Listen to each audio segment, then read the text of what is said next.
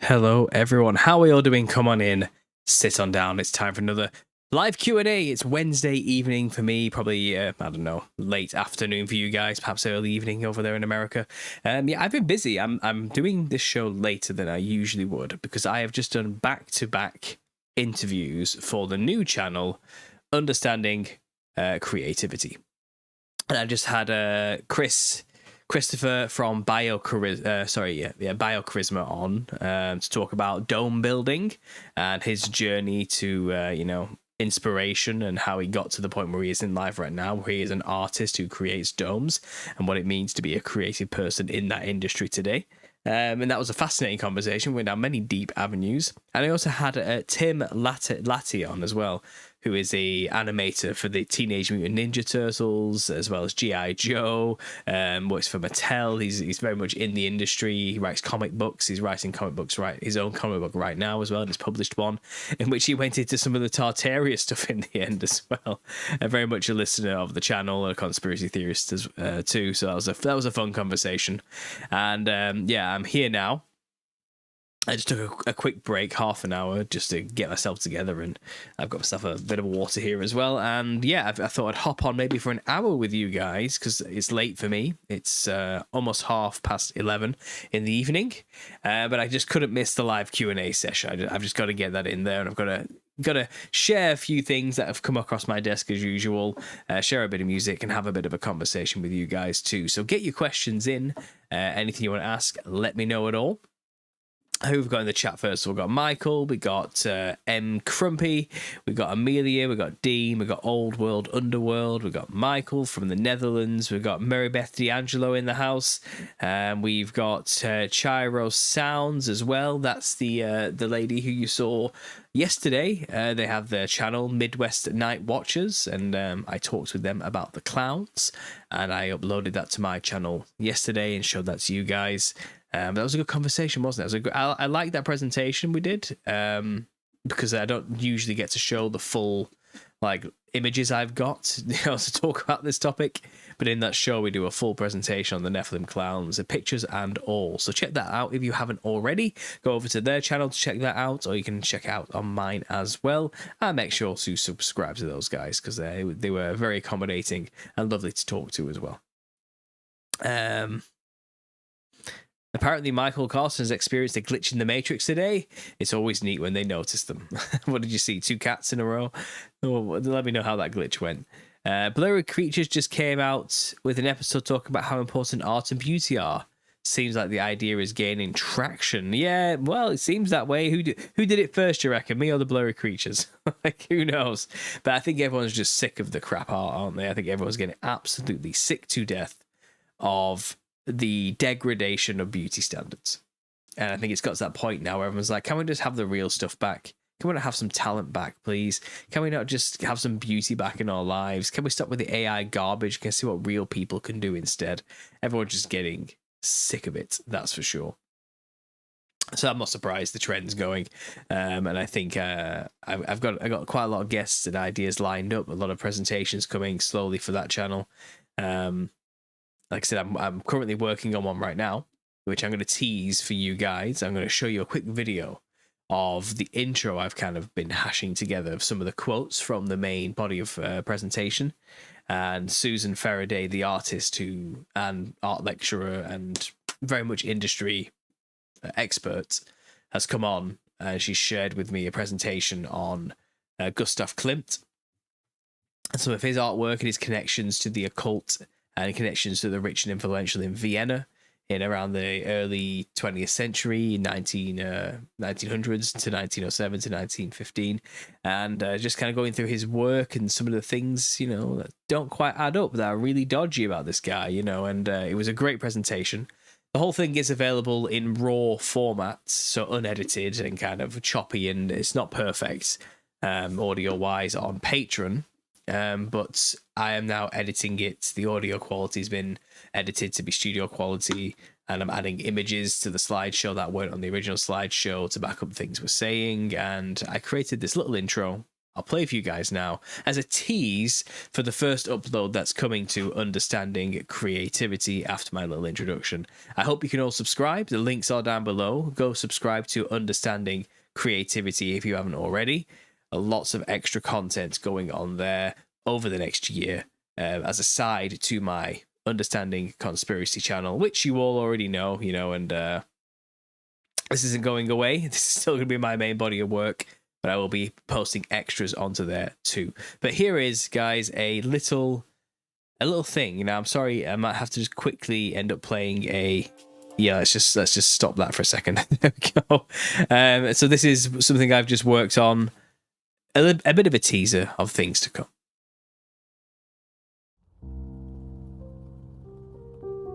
I think one of the big myths of art is that it's about imagination. Forget imagination, it's about observation. I think he was looking, seeing, experiencing, and in a way, recording. This idea that, he just imagined these things is just such a nonsense. To the elite, to the dark cult, these are trophies.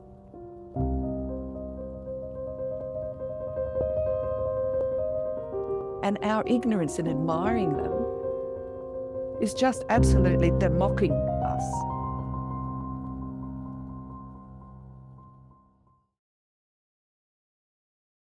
Dramatic, I know. What do you guys think of that? Let me know. Make sure to subscribe to the channel because that video will hopefully be dropping on Saturday. I've almost finished the editing process and I'll be uploading it hopefully sometime this week, and that hopefully be premiering on Understanding Creativity on Saturday.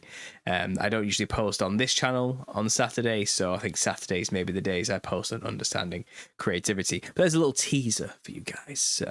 We get into some heavy stuff, we do, and it's a fun conversation, and I'm definitely looking forward to having her on as a repeat guest. She has many more presentations to share about many more artists throughout the modern era, which will make for a fascinating conversation and slideshows, I'm sure. So there you go, guys. A bit of a teaser, but some shameless plugging of my own content, which is, why not?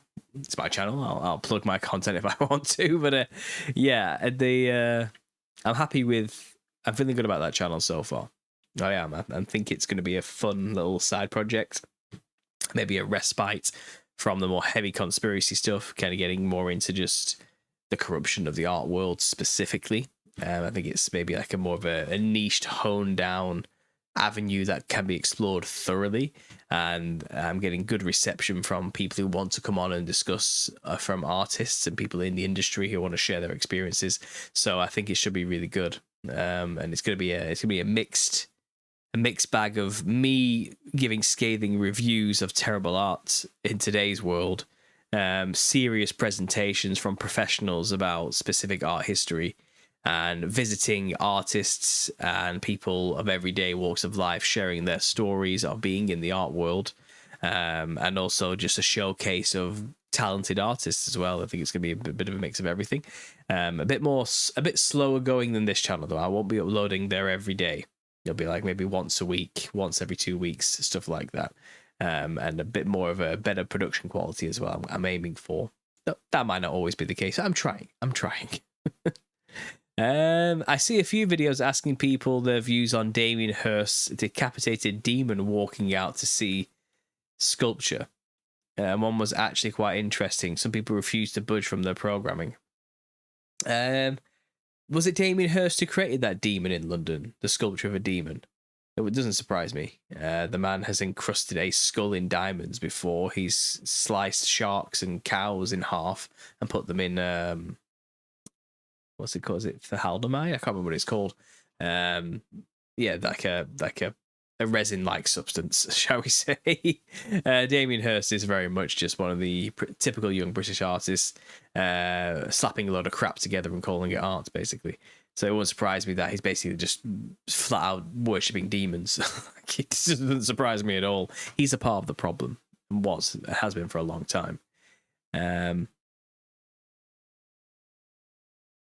regards to degradation of beauty, I saw a post on X that showed the lack of diversity in car paint in a modern parking lot as compared to the 70s. Crazy. Yeah, I actually discussed the issue with cars because I think I saw a similar video talking about why are cars all the same now. And like in the past, cars used to have so many different shapes and sizes and forms, and cars themselves were like a point of beauty for people, and they had like many odd curves and flaps and forms, and like it just every piece of every car used to be a piece of artwork to many people, and there used to be like beautiful expensive cars as well, and luxury cars, and like a lot of time and effort went into them, you know what I mean, to make them unique. But now cars are all starting to look the same, and they have the same drab gray robotic look to them, and they're kind of losing their personality. And the guy's argument was basically that this is to kill a passion, basically, for cars. And right now, maybe a couple of generations down the line, after this has been going on for long enough, people won't see cars as artwork or something to care about, but just utilitarian tools, methods to get from point A to B, nothing special, nothing important. And when people don't care about something, you can make changes to it and no one's going to bother. So what's coming is self-driving cars, driverless cars. And to get to that point where they take away our freedom of driving our own vehicles and having an AI robot algorithm drive it for us instead, therefore controlling every aspect of our life and where we can and cannot go, then they need to make people not care about cars first. And you do that first by removing the beauty. And it creates apathy and a lack of care for something. And they've done that in every aspect of our life, haven't they? I mean, look at what they've done to McDonald's. Bright, red and yellow, colourful, boisterous, playground with a ball pit, wacky, just a wacky, fun palace for kids, originally when I was growing up in the 90s. And now it looks like somewhere you go and get your passport renewed or your driver's license sorted out. How it looks terrible. It looks like a bureaucratic nightmare of a mess, and you just don't want to go in that place. It's going to suck your soul dry. But they're doing that with everything, aren't they? They're destroying beauty, especially in the Western world, especially here. And it's by design. It's certainly by design. It feels like it's by design, that's for sure.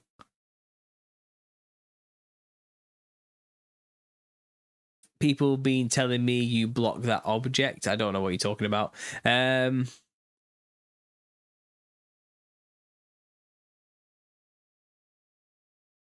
I know many clowns, Hollywood and the Evening News. Okay. Hi, Paul. Hi, chat. Donald J. Trump is putting up a golden dome. Is this for the Camp of Saints? I saw that. Maybe we'll get into that today as well when I'm going to talk about sunflowers. Can you interview real clowns? I know one, says Calix. I guess so. But what am I supposed to say to them? Because real clowns, people who dress like clowns as like a job, do not know what I do, what I'm talking about. Will probably struggle to gain any concept of it. I mean, what am I supposed to do? Just listen to some guy dressed like a clown argue with me why I'm such a bigot for thinking clowns are demonic? I don't know how that would go exactly. I mean, what benefit is there to interviewing a clown? What's the clown supposed to tell me exactly? Fill me in if you want. I'm not gonna completely snub the idea. His artwork looks like the official artwork for the Final Fantasy video game. I have no idea what that's about.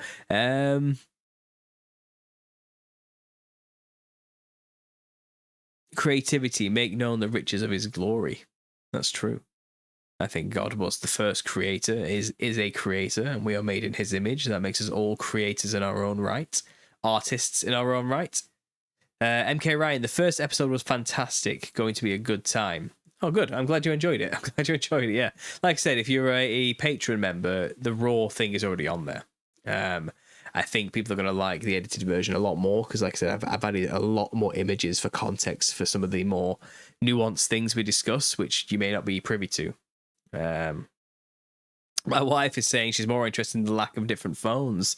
That's true. Like I said, we're talking about the lack of, like, the change of cars and all that, and the buildings and the rest of it. I mean, phones used to be so diverse too. Phones used to be crazy. Like, phones had the. I don't know. Maybe I'll just show you an image of what some phones used to look like. Old phones. I'll just type in old phones. Let's go to images. Let's just see what comes up as I scroll through. But yeah, there's going to be some nostalgia for you guys. Do you remember these things? Look at these. Let me just quickly bring up the page. I mean, look how diverse these shapes are. Look at that keypad. That's insane. Look at this. Who thought this middle one was a good idea? Somebody did. People bought them. Look at the wacky, wild designs we've gone through. And now everyone just has a black square, and I think things were more fun, weren't they, when it came to, like, anything at all around the 90s 2000 period. Like, the variations we had in technology, shapes and sizes and stuff. Like, I remember we used to be able to change your own phone cases quite easily. You just clip them apart, and you could just put whatever. Remember this bad boy? Everyone had this, and this thing was great, wasn't it? And if I had one now, I think I still think it would be a good time. I still think I would thoroughly enjoy owning one of these and using it on a daily basis. Look at the style differences between so many different phones. Do you remember? Look at these. I bet we all had one of these, didn't we? I know I did. I went through them with my wife, and yeah, we had a. Oh, this guy's actually showing a video. His Nokia collection. No, I don't have time for that. I just wanted to make the thumbnail bigger, but it all went messed up. But just looking at these. Let me look at Sony Ericsson phone, for example. Remember these guys, Sony Ericsson phones. Remember these bad boys? These flip phones. Look at this thing. They wouldn't even dream of doing something like this now, would they? Everyone remembers this classic, or this orange one. There was variety at one point, and it was the same with cars, and they're just taking it away from us. They're taking choice away from us in a way. They're making it, this is the phone, and everyone will have the phone, and like, phone screen off. They all look the same. You wouldn't know what model you had with the screen off. They're all identical. There's no real differences. It's superficial at best. Like, you just have phone now. You have generic black rectangle. There's nothing else, like, to it. Like, it's sad when you actually think about it, isn't it? It's sad what they've done and how they've been doing this to us slowly. Now, I know technology isn't great. It's a control mechanism anyway. We shouldn't be caring about such things. It's trivial. It's silly. But it's just an example of the slow homogenization into a grey and black block that all things of life have become. Everything's just a cube within a cube now. There's no beauty, there's no curves, there's no form, there's no inspiration, there's no talent. It's just been bled dry. And I think there's going to be a renaissance of creativity soon. I think people are getting so sick of it that we're pushing back now, and I think we're going to create our own avenues, our own ways of bringing beauty back and making it matter and making it count. Because, like I said, all things and all glory to God at the end of the day. He is a creator, and we are made in his image, and you cannot kill our spirits. You cannot kill our inspiration. You cannot destroy humanity's soul and passion for beauty. You cannot. And I think the enemy hates that about us. No matter how much they try and how much they destroy our beauty in the world, we laugh and we make memes. Like, we don't care. We'll make our own avenues, or make our own platforms, or make our artwork beautiful either way, even if nobody sees, and we'll share it privately. We'll do our own thing. We don't need the crappy avenues, and we know it, and they know it. We don't need the galleries with the white walls. So why do that when you've got, YouTube or Instagram or something else, another way, another platform, our own places? So I don't know. I'm still an optimist at heart, but yeah, I can see how it's quite negative as well. My wife says she misses the old slide up ones. She might go back to it. I wouldn't blame her. Honestly, like, I won't blame anybody for just, let's go back to basics, guys. I used to love my slide out keyboard phone in 2010, says Pearl. Didn't we all? We all had it. I must have gone through like 15 different phones, like one every like 6 months, because they were just so crazy and fun, and you just and they broke so quickly as well because they were just like clunky, and dirt got into every single plastic crease and fold and slide thing, and it's like, it's time to upgrade, you know. And the price is ridiculous, but we paid them anyway for those crappy pieces of plastic because they were just entertaining, you know. My house phone has red lips, says Marissa. That's good to know. Hope everyone's having a great day, week, month. I never end up catching these lives. What a treat, says Ernie from The Speed of Shadow. Thanks for being here, man. It's been a while. Look, I've still got your totem pole Haida Guahanus leaflet here. Thanks for sending that. This is a personal favorite of mine. It's a gift from Speed of Shadow, though, who lives on the Pacific Northwest coast and obviously sees these things on a regular basis. Great for my own research. Thank you again. Thanks for being here as well. What else have I got? It's a cell phone. It's a prison. That's right. These are prisons, and they're also scrying mirrors. They're black mirrors. They literally summon demons, I imagine, is what witchcraft's for. Noted. Paul is pro-choice. I like to have variety in life. I do. You know, I'm just that type of guy. A little black rock in your pocket, says P. Parker. Absolutely, that's true. Guess I'm the only one who remembers Pippi Longstockings now through Clown. I think she's channeling some demon now, says Stacy. Okay, that's oddly specific, and maybe you do. I didn't watch Pippi Longstockings myself, so I wouldn't know. What's going on here? I had a bright orange LG ENV. That thing was dope. I need to see that now. What's an LG ENV when it's at home? Let me look. Orange LG ENV, did you say? LG. My typing is terrible. Look at this thing. Wow. That actually, this is pretty sick. This thing has so much like going for it. You think it's just a blocky phone, but no, it opens up into another phone. Okay. And its front screen is like I don't know what do you even use that for. Like, what's the front screen even for? Like, is it like just like skip music and stuff? Is that what it is? It's just like a little screensaver, but you open it up and that's where the real magic happens. You know, it's got a keyboard, it's got a screen, it's got everything, man. Are those like dials at the side for the volume as well? Is that what that is? Yeah, LG knew what they were doing back then. Like, that thing, that looks pretty cool. Look how small it is as well. Yeah, that's pretty sick. Oh, times have changed. Times have changed. Now, I don't know if I ever owned this one, but I feel like I have. I've forgotten how many phones I had, whether or not I've owned them or not. I think we did, didn't we? We kind of just rapidly went through them when they were around. Kids these days, you know, they just don't know. Kids these days, what do they know? They didn't have flip phones like we do. Not like we do. Like now they have screens that bend. Like, what's that about? What's going on here? Hi, understand. Much love, brother, says Val. Thanks for being here, Val. Space Mike's in the house.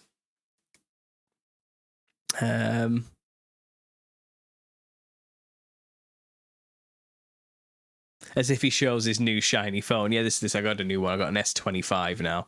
I was on an S10 for a long time. it just stopped working. It was time. It was time to upgrade. Pearl, you def missed out. Apparently Pearl's cousin got one of those phones. It was the first keyboard phone. It was, and everyone was envious. Everyone was green with envy. Well, your cousin was orange with joy. Before you start talking about sunflares, are you familiar with Ben Davidson? Says Rebecca. No, I'm not. Maybe I am. I don't know. Maybe. How long has he had the smiley tattoo? That's crazy how I just noticed. I've had this since I was 17. I'm 33 in a month. 2 months. I've had it a long time. Yeah. When you're 17 years old, you often impulsively get things, like tattoos. And I did. I got a few. I got a rose on my chest here and another one on this side. Kind of see that. It's they're not the best tattoos, pretty crap to be honest, but they mean something to me, when I got them. And I designed this one on Microsoft Paint personally. I didn't like the smiley faces that had the still silly lines on the end of the mouth, that make it like they have cheeks. So, I don't know. To be honest, I forget it's there. Obviously, when I got them, I was a different person. I wasn't a Christian. I wasn't born again. I had a completely different view on life and quite a hedonistic, young, free spirit that I was, smoking weed every day, and exploring my life and myself and kind of being rebellious at that age as you are, being in a band, musical. It's not really surprising. But I don't know. I forget it's there. I like it still. It makes me smile. And it reminds me not to take things too seriously every now and then as well. It reminds me to remain optimistic, which was my philosophy when I got it, stay positive. That's all we can really do. Life's miserable enough as it is, But yeah, that's the story behind my arm tattoo. We talk about art today, I suppose I might as well bring it up. But I honestly do just forget it's there. I don't think I'll be getting any more tattoos myself, to be honest. Not unlike Richard the Barber, am I right? If anyone knows what's been going on there. No way I could ever use that with my sausage fingers. The keyboards were tiny, like a BlackBerry. You remember those things as well. Glad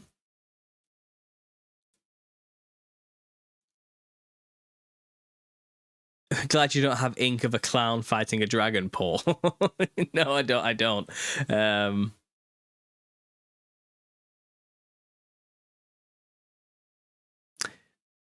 Right. They aren't the worst tattoos, though, Paul. I don't know. I've got a spider on my stomach, but I'm not about to whack out the dad bod to show you that anytime soon. Trust me. I think it's worth looking into the lesser G phones with no internet that are available for people who need to have one.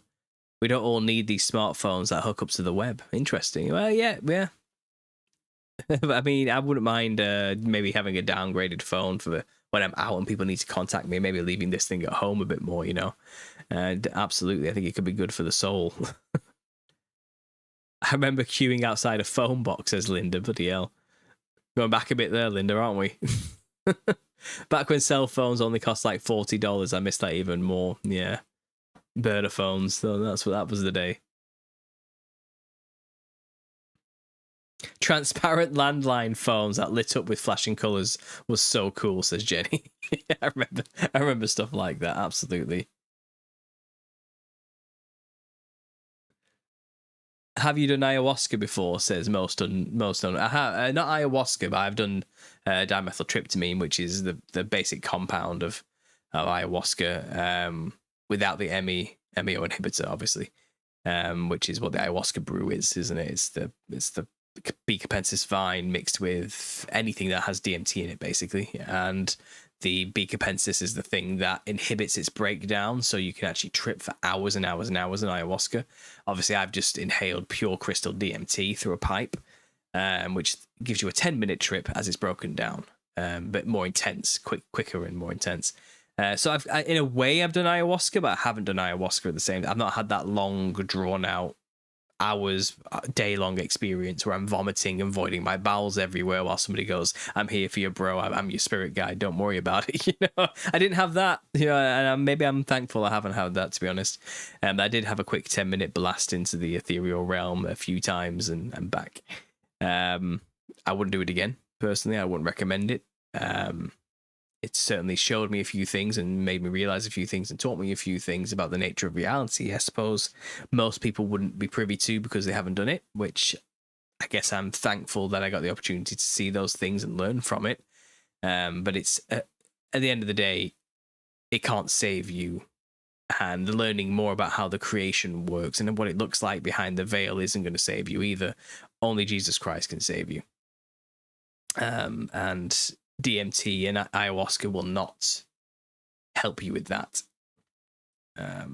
Maybe it will kind of God can work all things for good, you know. So maybe God will use that experience as a means to get you to Him eventually. But that's kind of all I have to say about ayahuasca. And I know a lot about this. I've wrote about ayahuasca in the book, The Nephilim Look Like Clowns. There's a whole chapter on it about where it's sourced and how the culture behind it and where people use it and how it was discovered and what the people who created it say about it and where they discovered it from. And, you know, I've got all the history there. I've listened to a lot of work of Terence McKenna and his brother as well. I know about it quite thoroughly. But fundamentally, at the end of the day, it's kind of, yeah, you know, it's not going to save you at the end. It's not going to save you. And that's all that counts.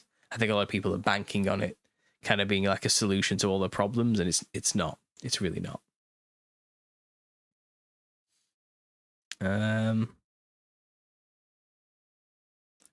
He has 4 tattoos. It's the best one. Yeah, I guess it is. Yeah, I don't know. It was like a guy who worked from home who had like a dentist chair in his house, and I think he lived next to a prison actually. And I was underage. I was 17, and he didn't care. He just wanted the money, you know what I mean? And it was cheap as well. So they're not the highest quality tattoos, but I didn't want high quality. My designs were very simple. I thought, well, he could do this. It's simple enough. How can you mess up a smiley face? You know what I mean? So that was that. You know, I did pick at it though. So there's a few patches that need redoing because I picked the scabs off. But that's on me. That's on me. Yeah, I wouldn't get any more. No, I'm just not interested in it anymore. Do you subscribe to the thought theory that the church needs to advance prior to the return of Christ, regardless of Little Caesar or not? Do you think the church plays a role in his timing? Define church. Do you mean a building or like a 501c3 or like do you mean the body of Christ collectively? All believers in Christ under any denomination? Do you mean a specific denomination that goes to a building? I think God will call his people to him in the right time when the time is right, and he'll give us what we need to know when we need to know it, as he always has done, and stayed faithful and honest to it, to those who are his, you know. I think it's only up to us to just make disciples of men and fellowship as much as we can and stay steadfast in the truth, and obviously always be ready. The flood is always coming. The end is always around the corner. Your end might be sooner than the end, you know. So I think it's not worth worrying about so much as living your life as much as you can while you have it, and doing as much as you can to further the kingdom of God for when it finally arrives. I think that's all we can ever do, personally.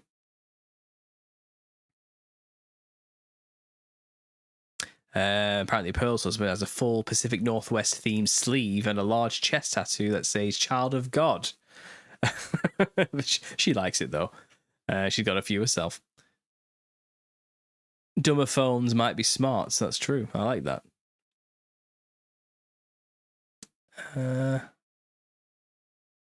The phones got smart and the people became dumb. Dang, you're hardcore, Paul. Am I hardcore? I don't know if I'm hardcore. I went pretty hard in my early 20s, late teens. I definitely did. Yeah. You wouldn't recognize that, Paul. You would not. No one would. And I'd barely recognize the guy. It's just, I was literally a different person. I can't even like describe being born again, as quite literally transformed me in a way I don't even believe. Like I struggle to understand it. Like one day you're one person with very specific wants and desires and dreams and hopes and aspirations and lusts and angers and pains and everything, and then the next day you're born again and all that just washes away, and you kind of are who you really are, and with none of that baggage. It's a really extreme, radical spiritual experience that I can't really explain, and I pray everybody gets to experience it and gets to the kingdom, you know. Because the thing is, like, I suppose it's like stepping into the kingdom here on earth, and when you become a subject of the kingdom in heaven as it is on earth, you're not a subject of the world anymore. So you do change. I can't explain it. I can't explain it.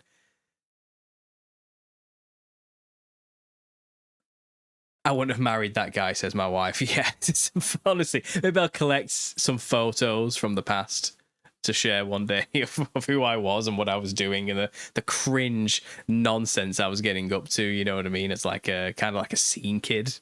But I wasn't a scene kid, like, but I looked like one for a little bit. It was just the style then, you know. I had like peroxide blonde hair with like a black streak in the fringe and all sorts of nonsense. I was so thin. I was like, I think I look at pictures of myself then and I'm like stick thin, but like I thought I was fat, you know what I mean? If only I could just, I don't know, go back in time and say, chill out, mate. Look at me now, 2 kids down the line. Like, you enjoy this while you can. I can barely make it up the stairs without my knees hurting now. This guy, I don't know. The insecurities you have as a child and as a teenager are just so ridiculous when you actually look back at yourself and realize I was beautiful. Well, what was I thinking? Why did I hate myself so much? Why was I so why did I think so little of myself and my looks and all these type of things? It's like I was at peak. I was perfect. Nothing was wrong, you know, except for the terrible fashion sense. But I think we all go through that, don't we? Paul, can you tell us more about the people in the insane asylums in the 1800s who talked about a golden age in the past? Well, that was actually from a article of an in-house asylum newspaper written by the people in the asylum. And you wouldn't think they were insane from this newspaper, to be honest, when you actually read it. And there's also another one as well. It's like an outsider article of the time of the 1800s, and they're talking about people in the insane asylums and how it's like meta commentary on what it means to be insane and what do we do. We're doing the right things with these people, and it does explain how, you know, the clinically insane will tell you that they were once saints in a golden age or something like that, or kings and rulers of a golden age, and it's kind of like in passing. But it's kind of, if that's what they were actually saying, then maybe they were actually saying, like, I used to live a long life in a time where everything was perfect, you know, and the world's falling apart and it's crazy now. And the people who run the asylum are like, sure it was, Mr. Johnson, sure it was. Here, take your meds. But maybe it was like that. These people have been alive for so long that the staff had changed so much that they just didn't believe their stories anymore. Maybe. I don't know. Like, I don't know, but... Alpha Talks, Vitalia of Alpha Talks shared that article with me, and I probably could dig it up from an archive somewhere. I think I might actually have it. Let me just do a very quick cursory search here, just into a couple of folders I have on my desktop. I might have it in useful documents, handy videos. It might be here. It's not looking like it is. Oh, wait. What's this?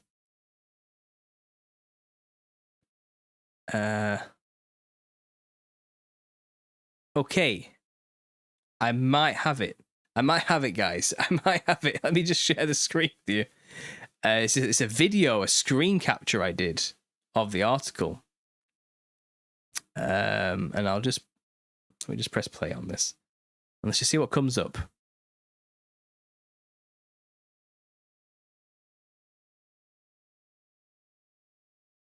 Am I struggling to find it?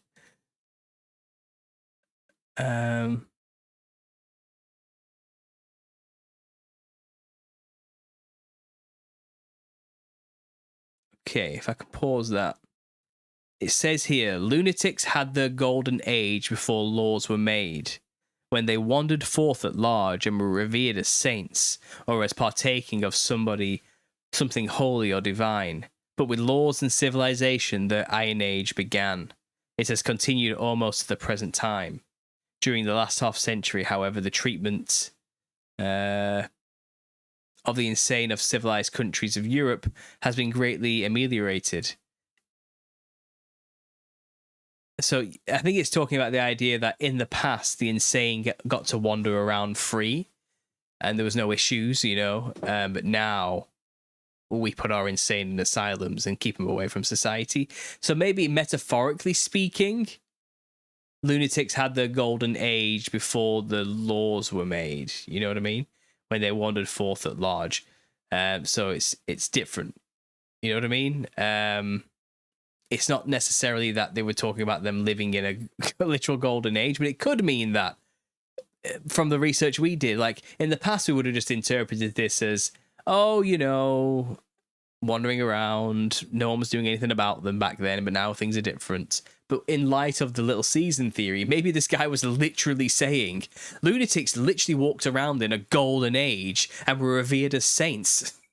But now we take a metaphorical view because it doesn't square with the history we've been told. Maybe that's what's going on there. I don't know. But that's the article. I hope that answers your question. I knew I had something there. Brit C for that question. Thanks for that question.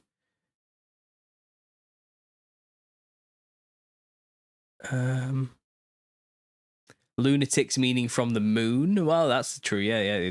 It's heavily linked with the cycles of the moon, isn't it? And when parasites reproduce, funnily enough, it's all connected.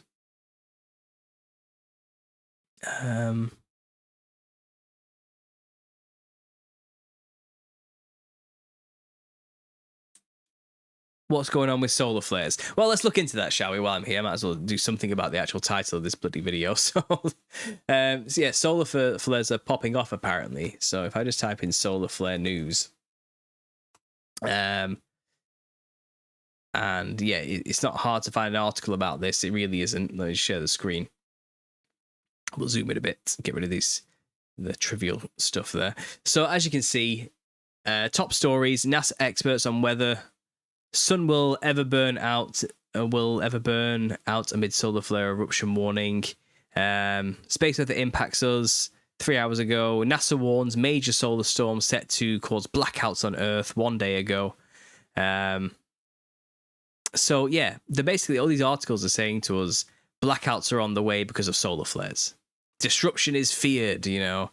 High impact solar flare heading towards Earth. Sun erupts huge filament this morning. So that's the hot topic right now. Solar flares. Solar flares are gonna pop off everything, and all of our lights are about to go out. Let's see what the Mirror has to say, because I don't think they reject and pay. I'm not paying anything. I've got a what? Okay, I'll just accept. No. Let's get rid of this thing.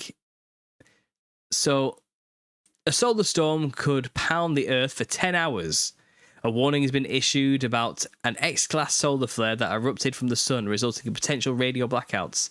The flare is considered one of the most powerful in recent months and peaked on May 14th. It's already been caused global communication disruptions, confirming the event's impact. Europe, Asia, and the Middle East bore the brunt of the R3 level radio blackout after the intense X2.7 class flare bombarded Earth's daylight side with a surge of X-rays and extreme ultraviolet radiation. While the Earth managed to avoid indirect hits from the coronal mass ejections associated with this flare, scientists are keeping a close watch on developments as experts monitor the X-class solar flare. We've broken down everything you need to know about what it really means. Solar flares are massive eruptions of radiation from the sun that send charged particles outward from the star. They're very common. Not all of them travel towards the Earth, but they do, and they have the power to be disruptive.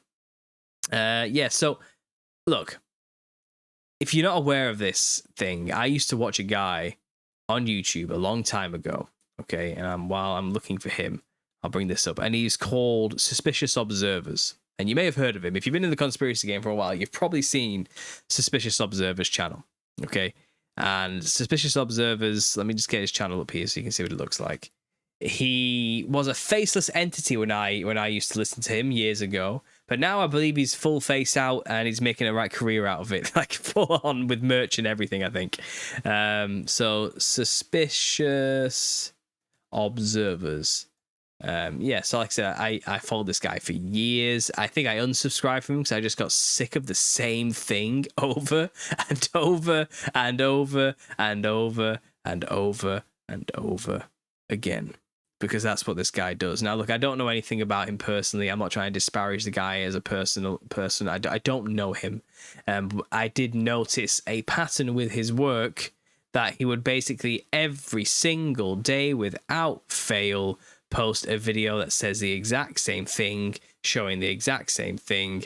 Solar flare, coronal mass injections, solar flares, strange magnetic space weather, throw in the odd conspiracy thing every now and then, but it would just give a daily breakdown of space weather and how the sun has released a coronal mass ejection, a sun flare, and how it would hit us every time, every day. And he would show the basic maps that you can go see for yourself that follow these things. If I just click on one of his random videos, I'm sure the links to all the things he uses are right there. But he shows the sun, it's spinning in all its glory. He shows the sunspots, he shows the effects, he shows the earthquakes that happen all over the earth. And then it's a quick video done every single day. And he gets hundreds of thousands of views. He's got almost a million subscribers now. But what he's using, let me have a look here. Is he not linking it anymore?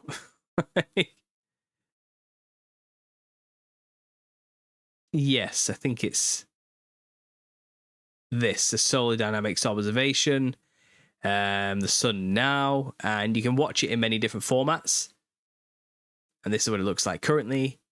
And where you see these bright spots are where, I think this is where flares happen and coronal mass ejections happen. Now, there's also where you get these black spots. This also pumps out heat that can cause problems. It's like a hole in the sun, essentially. It's so hot. And I don't know. These cause issues too, I remember. It's been a while since I've done this. But what I'm trying to say is, 10 years ago, I was watching the sun do this stuff. And big deals were constantly being made about it all the time by this guy and drumming up a lot of fear every time, okay? And nothing's ever come of it. Ever. Right? And they show you these, I'll show you in a minute. Let's see if I can find a link to it. So I think this is satellite images where it shows clouds, and also this is where the aurora borealis come in as well. And where is it? Satellite information. But there's one where it shows how the flare travels and how it hits the Earth. Here's the earthquake map he uses quite often, and it shows you where all the earthquakes are happening and to what strength they are. And as you can see, earthquakes are actually happening all the time from this map. They're always popping off. They're never not popping off, okay? It's always happening every single day, non-stop. And these flares, apparently, are always firing off every single day, non-stop, always. It never stops happening, okay? And when I see the news doing this, it just reminds me of when I used to watch this guy. And it was just the same thing all the time. Like I said, every single day. And nothing would ever come of any of them. Nothing at all. Okay? It really would just not matter. You would get a few auroras, and that's it. That's all that would happen every time he would do this. But it would make out like something terrible's about to happen every time. The way he would talk. Let me just skip through one of these again and show you. So, and this is the map he shows you. And this is the flare, okay, coming out, right? And then it shows it popping out there, coming towards Earth. And there it goes. It just breezes past Earth, and that's where we see the auroras happen. And that's what's going to happen again. Okay? And we'll feel nothing. It will make no difference. The only place it makes a difference and where it affects us is our minds. Okay? And I think these fear-mongering articles are here to justify whatever crap they're about to pull next. Okay? Mass blackouts and all that stuff. It's probably them just flipping the switches off. I'm going to be real with you. It's probably not because of the sun flare. And I say that because I've been watching it for years and it's never anything. But now that the media is pointing it out, I bet this isn't even a big sun flare. I bet it really isn't. Okay? I mean, it's just like every other one that I've seen happen all the time. X-class sun flare. I've heard that 1,000 times watching this guy over the years. They happen, and it's not a big deal. All right, it isn't. And look, I don't even believe in vast infinite space or sun millions of miles away or none of that nonsense. I think it's local. I think it's close to us. I don't think it's really doing that. I think when it does have a flare, it's small and it makes minimal impact on the Earth. Perhaps maybe closer to those closest to it. And I think a lot of these charts we just showed you there about it moving through space and hitting us slowly, it's just bollocks. And I think a lot of images you're seeing of this rotating sun going around. Through all the cameras, thanks to all these official places that are filming it 24/7 for us, is CGI nonsense. I think it's making it up. I think it's just a computer-generated image. I don't think it's happening at all. And I think they use these things now, when the media's talking about it, to justify something they're about to do next. That's honestly what I think about it. I don't trust a single one of these organizations, and I don't trust any news organization when they start doing this type of stuff. It's fear propaganda at its finest. And suspicious observers, he probably genuinely believes all these instruments are telling him the truth and he's following it himself, you know. But all he ever causes to do is stir up fear with every video and making people's lives a lot worse in the end because of it. And nothing ever comes of any of these things he talked about. Nothing. And, you know, he reports on earthquakes, sure, and terrible things have happened to people who have earthquakes, sure, you know. But there's many reasons to think how that's happening and why that's happening, and there are sad events, sure. But he's like saying everything's because of the sun. I'm not so sold on that. I'm really not. So don't be surprised if the lights go out. Maybe we will see auroras or something, maybe. But I don't think these sun flares are going to be what's really causing the blackouts. I really don't. If it does happen, I think it's something else. So there's my 2 cents on sun flares, and a bit of a reminder that it's been happening for years. It's always been happening. The sun has always been sending out flares, so they say, you know, going off the official narrative. It's not a big deal. But one thing I will say is I think something weird is going on with the sun. That's for sure. And this is just a personal anecdote, and I want you to know if you've also been feeling this. But, you know, I'm pale. I'm a pale guy, you know. I have gold hair, a ginger beard, you know. I'm white as it comes. You don't get much white than me, you know. Like this is it. You know, you can get albino, but I'm a close shade, more pink than yellow tones. You know, I burn very easily in the sun, and I've just noticed something odd. I've been out in the sun quite a lot recently, and I haven't got sunburnt more than I would have in the past. Like, I haven't worn any sun cream or anything. I've not been trying to protect myself from the UVs, even though that's highly questionable enough as it is anyway, you know, if that stuff is even safe for you to begin with. But I've been in the sun a lot, and I don't feel like I've sunburned. I got a bit of something when I do that. Nothing major. And I'm kind of shocked, because we had like a lot of peaks and highs here, and I thought I would have had more of a burn, and I don't. But get this is the kicker. When I'm out in the sun, it hurts. My skin hurts. Like, it's like an all-over sting. It stings when I'm out in the sun. I can feel it burning me, but I'm not getting burnt. I can't explain it. Something's wrong. That's odd. I've never felt this before. And it's like, I've really been noticing it. Like, going out in the sun is really painful. Like, it's like a searing burn from the light, you know? It's not the heat. It's the light burning me. Like, I can't explain it. And it's brighter than usual as well. I get migraines. I've been getting so many migraines lately because of just the sun in general. Something's wrong. Like, something is not normal. And I think this whole sun flare story is just a convenient way to explain this happening, this phenomena. Oh, higher UV levels than usual, you know, because of the sun flare. Didn't you hear about the sun flare? And I don't know. I don't know, guys. It's pretty sus. Yeah, it's probably demons, bro. Oh, sorry. I'm doing an impression there. I should stop, but I don't. It's weird. Just a personal anecdote. Nothing to back up any of that wild, crazy conspiracy theorist schizo speculation. It's what I do. It's what I do here. It's what we all do. So, does anyone else feel that? Am I going crazy? I was wearing insulated rubber boots, so I wasn't grounded, and I got burned good. There we go. The stuff coming out of the jets is affecting the sun rays. I think it could have something to do with that too. They definitely ramped that up a lot recently over the past week, and then cooled it. It's not happened again for a few days, but there's just a few days randomly, about 4 or 5 days ago, where they just went heavy, and then they stopped. It's weird. Weird behavior. Something happened, and then my skin started to burn. Like, you're right. I get loads of freckles on my arms from the sin. Yeah, sin will do that to you. That's how you know somebody's a sinner, the freckles. I know you meant sun. I know it was a typo. I just thought it was funny. You need magnesium. Okay, so everyone's suddenly an expert on what minerals I'm missing out on all of a sudden. Is the sun affecting CERN, or is CERN affecting the sun? Oh, that's a good question. I don't know. Is CERN still doing its thing? I didn't even know that was even a thing anymore.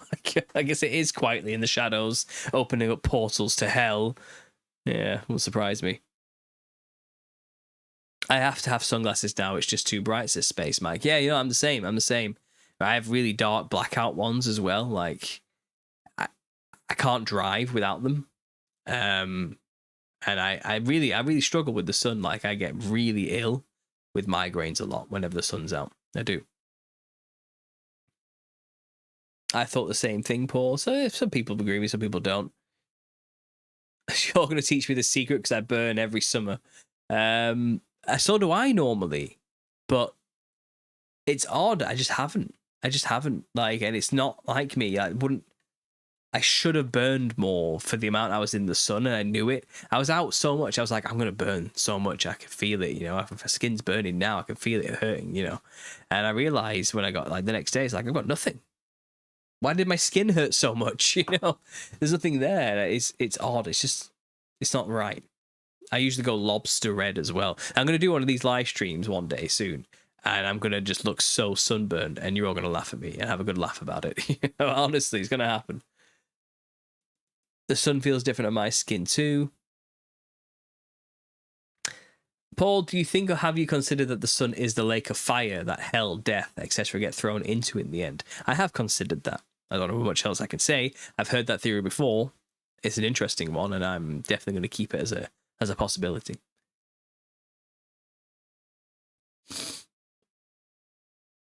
Blue eyes are tough to be in the sun. My eyes water a lot in the sun. Yeah, well, I've got very blue eyes. Yeah, so maybe that's something to do with it. I can do without shades in the sun, but I need glasses to drive and see writing, so I wear my shades. Yeah. CERN's everywhere. They call them biomedical colliders now. One in Kentucky, another in Sydney, Australia. Oh, interesting. Biomedical colliders. That's an odd shift. Like, it hurts and burns, but then no sunburn after the fact. That's weird. Yeah, exactly. That's what's happening. It's weird. It's odd. Like, I just don't look like I've not caught any sun anywhere, but I was out in it a lot recently. Like, I'm worried about it. It's like, oh no, I'm in the sun. I've got no shade. I'm kind of stuck here. There's nothing I can do about it. Like, I'm going to burn, and nothing happened.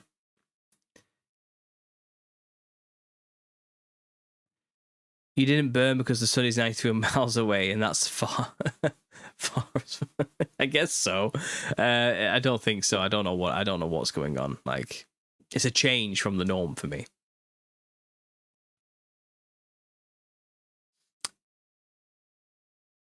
We need to get blackout curtains for the summer because during the month of June and July, it doesn't get dark here up until 11 p.m. That happens to us in England too. It starts getting dark about 10:30 during the peak. We do have blackout blinds in the bedroom, just not downstairs, but we don't need them downstairs,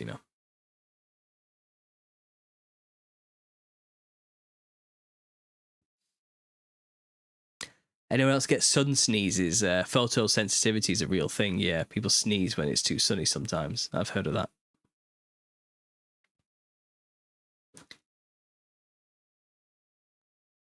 Yeah, so there's my talk on sun flares, guys. Not an exciting one, I know, just a bit of more of a what do you guys think, more of a don't give in to the fear and the panic about that nonsense. They're just distracting us from whatever they're really doing. That's true.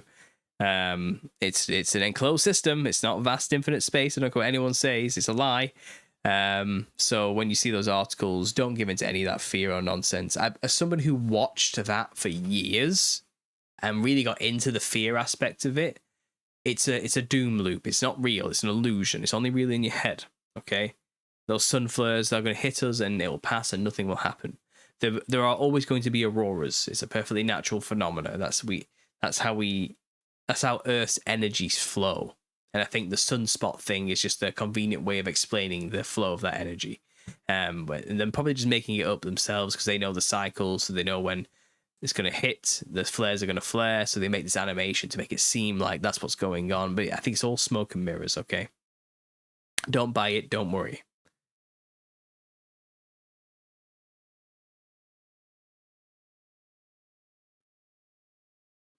I'm Welsh, Irish, German. I did yard work the other day. My skin got bright red, but didn't get sore. It went away. Yeah, that's interesting, isn't it? It's odd. It's odd. Like, it's not my skin's not behaving like it normally does in the sun.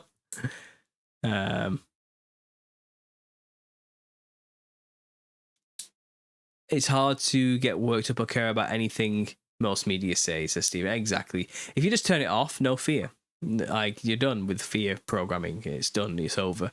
But people live by it. They wake up first thing in the morning and read the headlines or listen to what they have to say, and they are scared, you know. And I get my news from like Telegram, so it's always with like a sarcastic conspiracy theorist twist, and I like that, you know, because it takes the edge off. But a lot of people just watching that on a daily basis is the first thing they pay attention to, is like the daily download, and they are living locked into a fake story, a matrix. And the best thing I ever did was turn off that TV, to be honest. The best thing I ever did.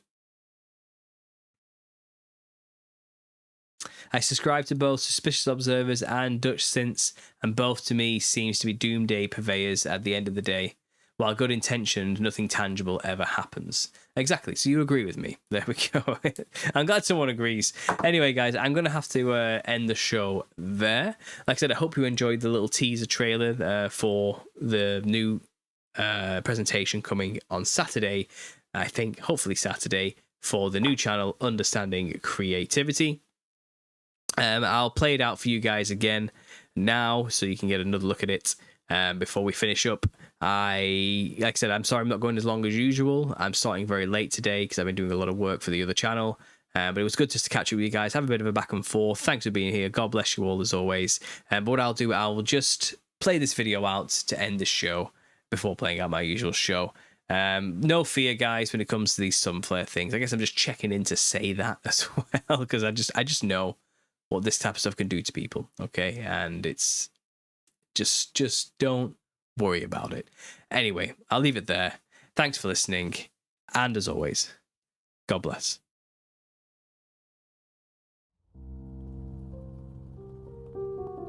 I think one of the big myths of art is that it's about imagination. Forget imagination, it's about observation. I think he was looking, seeing, experiencing, and in a way, recording. This idea that, oh, he just imagined these things is just such a nonsense.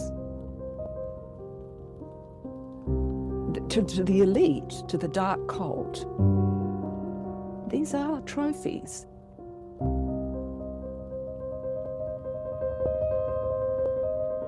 And our ignorance in admiring them is just absolutely, they're mocking us.